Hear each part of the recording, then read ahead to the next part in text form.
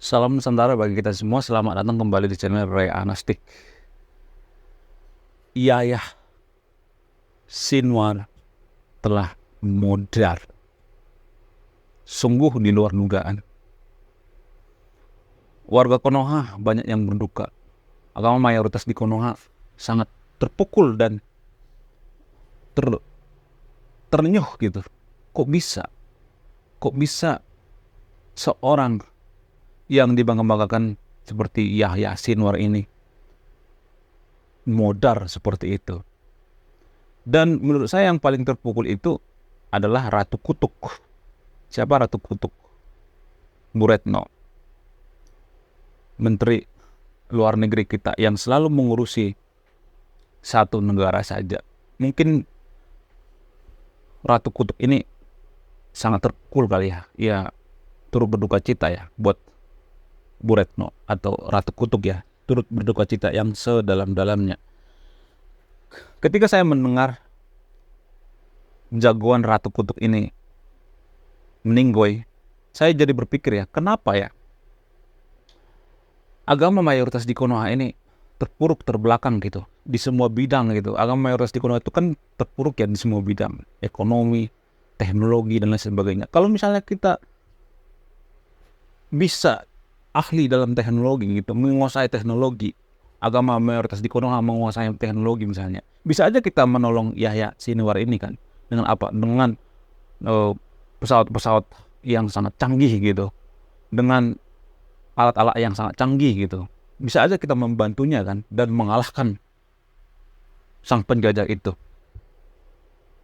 mengalahkan Israel. Jadi ini menurut saya yang harus kita pelajari gitu. Jadi saya itu mohon maaf ya, saya itu sebenarnya bukan membenci agama mayoritas di Konoha, tapi saya sayang sebenarnya. Kenapa? Karena saya melihat warga Konoha itu dalam beragama itu malah menjauh dengan ilmu pengetahuan gitu, seperti sains. Kalau kita ahli dalam sains, kita bisa aja menolong Yahya Sinwar ini kalau kita introspeksi diri ya. Jadi apa yang salah gitu? Kenapa agama mayoritas di Konoha ini terpuruk gitu? Bukan hanya di Konoha, di luar negeri juga seperti itu. Agama mayoritas di Konoha ini terpuruk terbelakang gitu. Di semua hal, pendidikan terpuruk, ekonomi terpuruk dan lain sebagainya.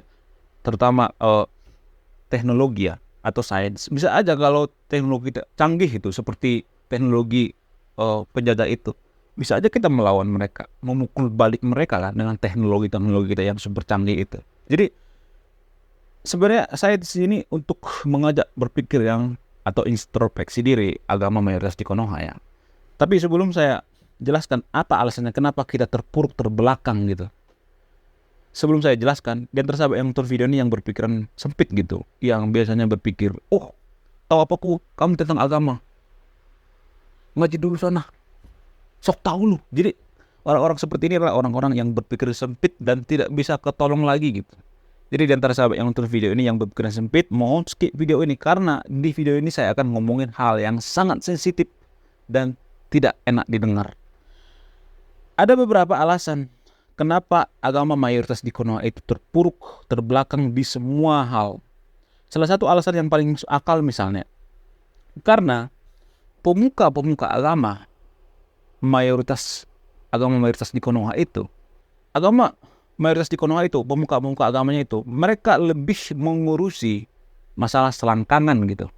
Bagaimana caranya berpoligami gitu, bagaimana caranya merayu istri biar dapat istri kedua, istri ketiga gitu. Bagaimana cara menggauli istri pas lagi dapet gitu. Jadi semua berkutat pada selangkangan-selangkangan gitu. Padahal rata-rata ya pemuka agama di Konoha ya, ini hanya di Konoha ya, bukan di Indonesia ya. Rata-rata pemuka agama di Konoha itu pemikirannya seperti itu. Mikirin selangkangan gitu kalau dakwah gitu. Selangkangan mulu yang dibahas gitu. Bagaimana cara mendapatkan janda gitu, janda semok gitu dan lain sebagainya. Jadi itu tuh mulu yang dibahas gitu. Tidak mengajak yang nonton dakwahnya itu, yang datang jemaatnya itu untuk berpikir kritis gitu, untuk introspeksi diri. Bagaimana supaya Konoha ini lebih maju secara teknologi dan lain sebagainya. Jadi itu mulu yang dibahas, masalah selangkangan, bagaimana cara menggauli istri, bagaimana menggauli istri yang sedang datang bulan gitu, dan lain sebagainya. Pokoknya itu mulu yang dibahas gitu. Gak ada selain itu yang dibahas. Pokoknya berkutat-kutat di situ. Makanya warga Konoha itu pemikirannya kayak jadi mesum ya. Mohon maaf ya. Kan konten-konten di Konoha itu yang viral-viral ya. Coba perhatikan di TikTok, di YouTube Short, atau di video-video. Coba perhatikan ya. Konten-konten yang sering berseliweran itu adalah konten-konten yang bermau selangkangan gitu. Yang seksi-seksi gitu, yang hot-hot gitu. Kenapa ini bisa muncul di beranda kita? Karena mayoritas warga Konoha pemikirannya seperti itu. Pengennya seperti itu. Yang semok-semok gitu, montok gitu. Pokoknya berorientasi pada selangkangan gitu. Makanya kalau video yang fokus pada selangkangan-selangkangan yang menampilkan belahan-belahan, maka akan cepat ramai. Karena itu yang dimau oleh warga Konoha. Dari mana mereka ini belajar gitu? Dari mana mereka ini dapat pemikiran-pemikiran seperti itu? Kenapa mereka suka seperti itu? Bisa saja ya, mungkin karena dakwah daripada pemuka agama di Konoha itu berbau mesum semua gitu. Konten selangkangan semua gitu. Nggak jauh-jauh dari selangkangan gitu, pokoknya ngomongin yang inilah yang nggak bermutu gitu, unfaedah. Mungkin saja ini mempengaruhi, makanya banyak warga Konoha itu berpikir seperti itu ya. Mikirin selangkangan mulu, ya kan? Ngomong tobrut mulu. Kemarin kan baru viral itu. Siapa namanya itu, artis Bernadia ya. Dia nggak ngapa-ngapain guys, nggak ngapa-ngapain. Bajunya sopan gitu, bajunya iya sangat sopan lah, nggak ada kelihatan seksi-seksinya gitu. Tapi komen-komennya itu di bawah itu, komen-komennya di video itu luar biasa guys. Ada yang ngomong tombrut lah, yang ngomong pokoknya cek nanti videonya. Luar biasa memang warga Konoha ini. Dari mana mereka belajar? Ya bisa saja dari pemuka-pemuka agama yang selalu ngomongin selangkangan. Dari situ mereka belajarnya. Jadi kita sibuk masalah selangkangan daripada sibuk bagaimana cara menaikkan teknologi kita, bagaimana supaya negara Konoha ini bisa menjadi negara maju, boro-boro jadi negara maju. Konten seperti ini aja sudah dihujat gitu. Lebih baik mereka menghujat saya secara pribadi daripada harus introspeksi diri. Mereka tidak mendengarkan apa yang saya katakan. Lebih baik mereka menghujat saya secara pribadi. Saya dikata-katain gitu, fasis lah, dikata-katain HPKI lah gitu. Mereka tuh lebih menyerang masalah pribadi daripada apa yang saya katakan. Karena apa? Karena mungkin otaknya sudah rusak kali ya, karena konten-konten selangkangan itu ya. Pemuka agamanya ngomong selangkangan, di sosmed juga mereka nontonnya yang berbau selangkangan. Jadi otaknya itu sudah nggak kepake lagi gitu. Jadi bagaimana kita mau maju coba? Mengharapkan orang-orang seperti ini coba, yang mikirin selangkangan, menjadikan negara kita maju. Gak bisa guys, gak bisa. Alasan selanjutnya misalnya, karena di Konoha itu ya, tradisi dalam beragama itu berorientasi pada akhirat. Jadi kita itu berorientasi pada akhirat. Pemuka agama juga menyarankan kita untuk fokus pada akhirat. Nggak usah mikirin dunia, pikirinlah akhirat terus yang dipikirin. Padahal kalau boleh jujur ya, ini adalah taktik daripada Snowfur Kronse dulu waktu di Aceh, waktu dia berpura-pura jadi pemuka agama. Ini adalah taktik Belanda sebenarnya menjajah Konoha. Kenapa Belanda menurunkan orientalis bernama Snowfur Kronse? Untuk melemahkan perlawanan pribumi, biar kita sibuk dengan akhirat. Jadi kalau ada orang yang mengatakan kerja mulu, ngurusin dunia mulu, kalau ada orang yang mengatakan seperti itu, ini adalah korban daripada Snowfur Kronse. Snowfur Kronse lah yang mengatakan bahwa gak usah mikirin dunia, pikirkanlah akhirat. Kita bersibuk dengan akhirat. Jadi dulu Snowfur Kronse mengatakan seperti itu, biar kita tidak melawan Belanda, biar kita sibuk dengan masalah agama gitu, biar kita tidak sibuk dengan pendidikan gitu, teknologi dan sebagainya. Kita dipersibuk dengan masalah akhirat. Jadi kalau ada orang yang mengatakan bahwa kerja mulu, kamu mikirin dunia mulu, akhirat dong yang dipikiri, ini adalah korban daripada Snowfur Kronse. Tapi kalau saya mengatakan seperti ini, pasti banyak yang gak terima kan. Pahit sih, tapi ini jujur. Nanti datanya saya akan tampilkan ya. Senok Kurkuronce itu berpura-pura menjadi ulama palsu. Kenapa dia berpura-pura menjadi ulama palsu? Karena dia tahu bahwa warga Konoha itu tumpul kalau udah berhadapan dengan agama. Karena fanatik dalam beragama. Orientalis bernama Senok Kurkuronce menggunakan samaran Abdul Ghafur dari Turki. Jadi ini siasat licik daripada Senok Kurkuronce. Kalau ada yang mengatakan bahwa mikirin akhirat mulu, mikirin dunia mulu, akhirat lo yang dipikir, ini adalah korban daripada Senok Kurkuronce. Saya tidak mengatakan bahwa kita harus terlalu fokus pada dunia, bukan. Tapi kita sebagai generasi penerus bangsa, kita harus ini loh. Kita dilahirkan dunia untuk mengurusi dunia gitu. Bertanggung jawab. Misalnya kita jadi ayah, jadilah ayah yang bertanggung jawab, yang mendidik anaknya tentang kejujuran. Nanti kalau anaknya misalnya jadi pejabat, jadi DPR, biar jujur gitu. Jadi kita harus bertanggung jawab pada dunia ini. Kita memikirkan teknologi, gimana supaya teknologi kita maju, supaya kita tidak dijajah gitu, supaya kita bisa menyelamatkan saudara-saudara kita yang seiman gitu. Itu poinnya. Alasan selanjutnya misalnya, karena kebanyakan hafalan dan tidak jujur dan setia. Jadi hafalan ini ya, berkali-kali saya katakan bahwa hafalan itu tidak jauh lebih penting daripada menganalisis, memahami gitu. Lebih baik kita memahami, menganalisis atau mengevaluasi daripada harus menghafal gitu. Menghafal nama-nama ikan gitu. Lebih baik kita berpikir bagaimana cara mengekspor ikan ini ke luar negeri gitu, daripada harus menghafal nama-nama ikan gitu. Bagaimana cara kita menjadi negara yang menguasai pasar ikan di dunia. Lebih baik seperti itu daripada harus menghafal nama-nama ikan. Itu lebih penting menurut saya. Menghafal terus yang diperbanyak. Ini dong, mengevaluasi bagaimana caranya biar ikan paling mahal di dunia itu ada di Konoha gitu. Kita yang kontrol semua harganya. Itu lebih penting daripada cuma menghafal nama-nama ikan. Jadi kalau boleh jujur ya, agama mayoritas di Konoha ini sedang mengalami masalah kegelapan ya. Dark Age, menuju Dark Age. Tapi kadang kita tidak terima ya kalau ada yang mengatakan seperti itu. Apaan sih Dark Age?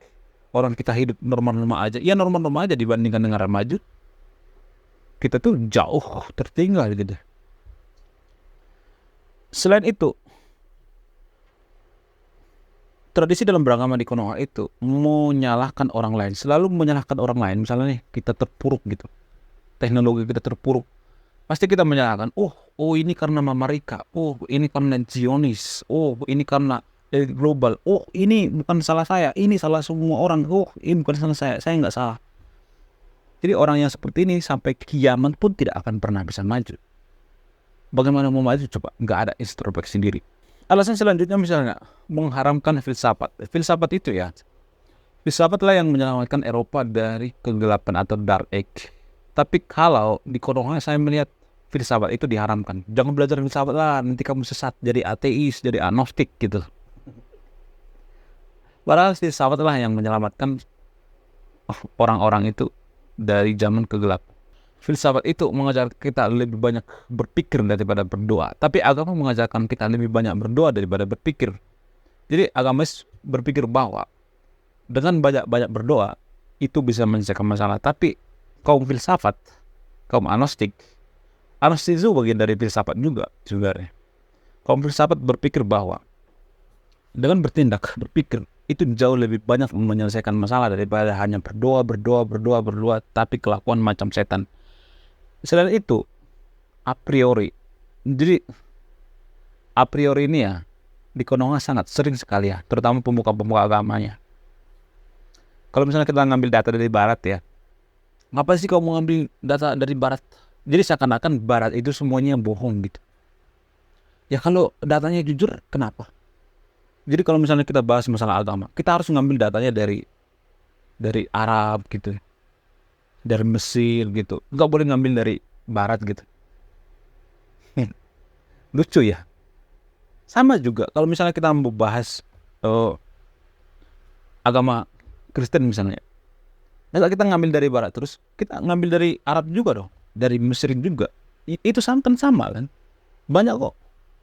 rujukan-rujukan atau tesis atau jurnal-jurnal daripada orang-orang Kristen itu dari Arab ngambilnya, nggak jadi masalah tuh. Nggak ada orang yang komplain misalnya, oh kamu ngambil dari Arab, kita kan anti Arab. Nggak ada orang seperti itu. Jadi ini namanya a priori yang sangat parah. Di Konoha itu banyak orang yang berpikir a priori ya. Sangat susah dirubah pemikiran-pemikiran seperti ini. Alasan selanjutnya misalnya menganggap bahwa kitab suci itu ilmiah, padahal tidak. Jadi kitab suci itu tidak ilmiah, tapi sumber daripada iman. Karena keimanan itu tidak ilmiah. Contoh misalnya, di kitab suci dikatakan bahwa manusia itu berasal dari Adam. Adam itu berasal dari apa? Dari tanah. Itu kan keimanannya. Umat beragama mengimani itu. Tapi kalau ditelisik secara ilmiah, itu tidak masuk akal, tidak bisa diilmiahkan. Karena DNA manusia itu lebih dekat kepada simpanse daripada tanah. Kalau DNA manusia itu dicocokkan dengan tanah, itu sungguh tidak masuk. Jadi inilah alasan kenapa saya mengatakan bahwa kitab suci itu tidak ilmiah. Kitab suci itu sumber iman, dan iman itu pun tidak bisa diilmiahkan. Keimanan itu sebenarnya menurut saya itu rancu. Contoh misalnya ini, kalau kita percaya bahwa ini bisa menghapus dosa, kalau kita bisa mengimani bahwa ini bisa menghapus dosa, banyak orang yang percaya ini kalau udah fanatik gitu. Jadi keimanan itu rancu sebenarnya, nggak bisa dipertanggungjawabkan gitu, ilmiah. Bukan berarti saya mengatakan bahwa keimanan itu jelek ya, bukan. Kalau misalnya ini batu misalnya, sebuah batu, kalau kita mencium batu ini dosa kita hilang misalnya, tiba-tiba lenyap gitu. Kalau ada yang mengatakan seperti itu, terus banyak orang yang percaya, jadi kita merasa bahwa dosa kita hilang, padahal kan enggak kan. Bisa aja dosa kita itu nggak bisa dihapus gitu. Ada dosa yang nggak bisa dihapus gitu. Kalau misalnya ini kita mengimani bahwa ini bisa menghasilkan duit miliaran misalnya, ini kan nggak masuk akal keimanan. Tapi banyak orang yang percaya ini.